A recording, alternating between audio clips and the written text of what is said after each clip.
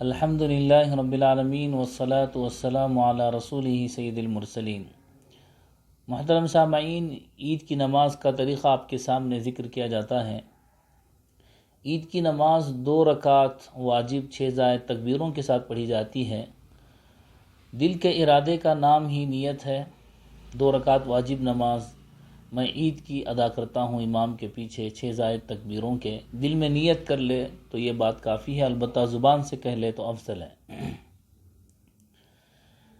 طریقہ آپ کے سامنے عرض ہے کہ پہلے جو تکبیر باندھی جاتی ہے، اللہ اکبر کہا جاتا ہے، تو اس تکبیر پر ہاتھ باندھ لینا چاہیے۔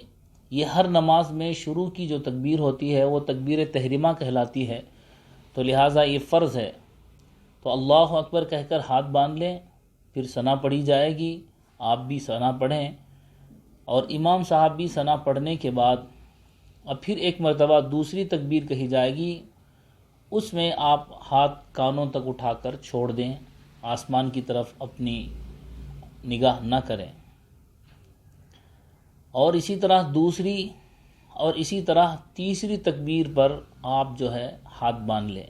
نماز کے شروع ہونے کا حساب اگر لگائیں گے آپ تو اس وقت سے لے کر اب تک چوتھی تکبیر ہوگی۔ اگر زائد تکبیروں کا حساب لگائیں گے تو تیسری تکبیر پر آپ کو ہاتھ باندھنا ہے، پھر اس کے بعد امام صاحب قرات وغیرہ پڑھیں گے۔